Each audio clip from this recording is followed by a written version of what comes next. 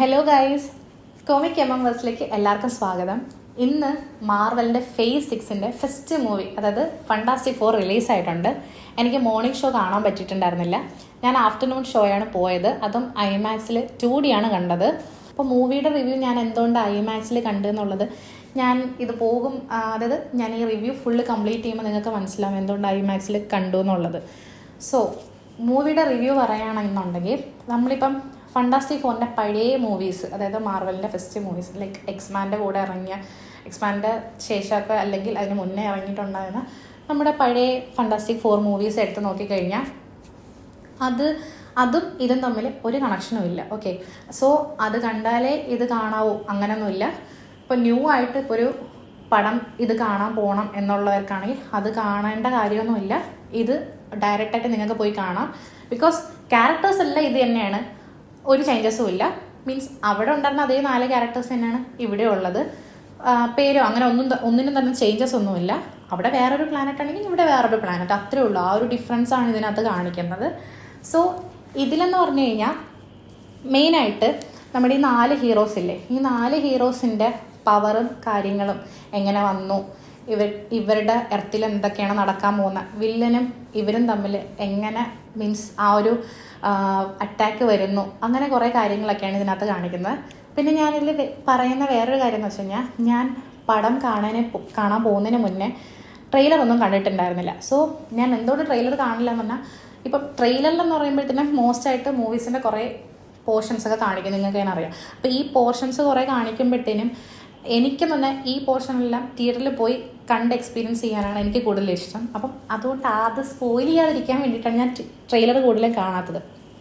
So പടത്തിൻ്റെ ഒരു review ഞാൻ ജസ്റ്റ് ഔട്ട്ലൈനായിട്ട് പറയാം കേട്ടോ.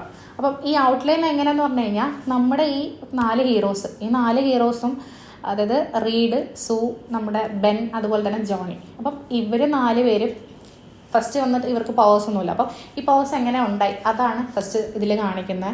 അപ്പോൾ ഇവരെല്ലാവരും ആസ്ട്രോനോട്ട്സ് ആണ്. ഇവർ ഔട്ടർ സ്പേസിൽ പോകുന്ന ഒരു റിസർച്ചിൻ്റെ കാര്യത്തിന്. സോ അവിടെ പോകുന്നു, തിരിച്ചവരുടെ മിഷൻ കംപ്ലീറ്റ് ചെയ്ത് വരുന്ന ടൈമിൽ ഇത് അവരുടെ സ്പേസ് ക്രാഫ്റ്റ് പൊട്ടിത്തെറിക്കുന്നുണ്ട്. അപ്പോൾ എക്സ്പ്ലോഷൻ നടന്നതിന് ശേഷം അവർക്ക് കിട്ടുന്ന ഒരു കോസ്മിക് എനർജിയിൽ നിന്നുണ്ടാകുന്ന പവേഴ്സും കാര്യങ്ങളുമാണ് ആദ്യത്തെ ഒരു ഷോയിൽ അവർ കാണിക്കുന്നത്.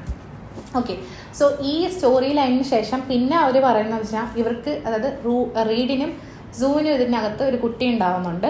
അപ്പോൾ ഈ ബേബിയും ഇവരെ പോലെ തന്നെ കോസ്മിക് എനർജി ഈ ബേബിക്കുണ്ട്. പക്ഷേ ഇത് പാരൻസിന് അറിയത്തില്ല. പാരൻസ് കുറേ ടെസ്റ്റുകൾ റൺ ചെയ്യുന്നുണ്ട്, കുട്ടിക്ക് ഈ പവറും കാര്യങ്ങളൊക്കെ ഉണ്ടോ എന്ന് അറിയാൻ വേണ്ടി.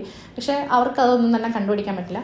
ബട്ട് വേറൊരു പ്ലാനറ്റിലിരിക്കുന്ന നമ്മുടെ വില്ലന് ഇത് മനസ്സിലാവുന്നുണ്ട്, ഈ കുട്ടിക്ക് കുറേ പവറും കാര്യങ്ങളൊക്കെ ഉണ്ട്.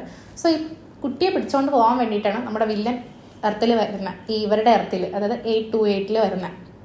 സോ വരുന്ന വില്ലനെ എങ്ങനെ ഇവർ പ്രിവെൻറ്റ് ചെയ്യുന്നു, എന്തൊക്കെ ആക്ഷൻ സീക്വൻസ് നടക്കുന്നു, അവിടെ കാണിക്കുന്ന കുറേ മൊമെൻറ്റ്സും ഇതൊക്കെയാണ് ഈ പടത്തിനെ ബേസ് ചെയ്തിരിക്കുന്നത്.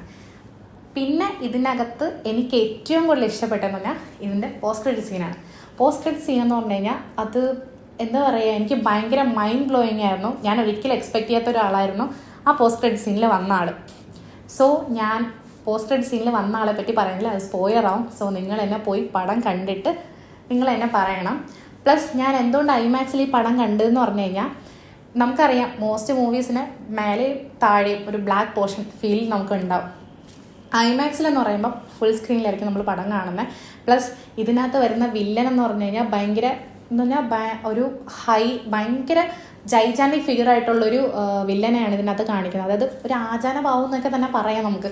അത്രയും ഹൈറ്റും വെയിറ്റും ആയിട്ടുള്ളൊരു മനുഷ്യനാണ് അതിനകത്ത് കാണിക്കുന്നത്.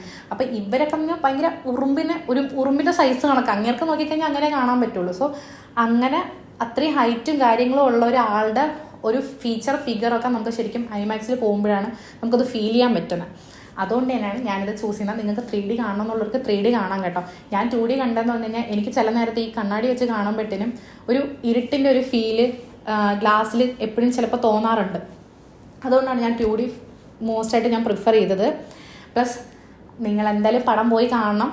പടം ഞാൻ പറഞ്ഞല്ലോ, അതൊരു ആക്ഷൻ ഒരുപാട് ബേസ് ചെയ്തിട്ട് നിങ്ങൾക്ക് അങ്ങനെയാണ് നിങ്ങൾ പടം കാണണമെന്ന് ആഗ്രഹിക്കണമെങ്കിൽ അങ്ങനെ വലിയ ആക്ഷനും അങ്ങനത്തെ കാര്യങ്ങൾ നോർമൽ 1 ടൈം വാച്ചബിൾ മൂവിയാണ്. ഗുഡ് മൂവിയാണ്. ഒരു നോർമലായിട്ട് നമുക്ക് കണ്ടിരിക്കാം.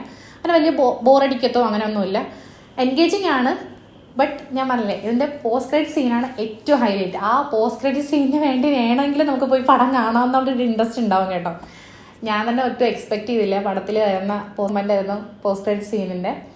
സോ ഓക്കെ, ഇതാണ് ഇന്ന് ഞാൻ കണ്ട ഫാന്റാസ്റ്റിക് 4ൻ്റെ റിവ്യൂ എന്ന് പറഞ്ഞാൽ. നിങ്ങളും പോയി കാണുക. കണ്ടിട്ട് നിങ്ങളുടെ എക്സ്പീരിയൻസ് നിങ്ങൾ ഷെയർ ചെയ്യുക.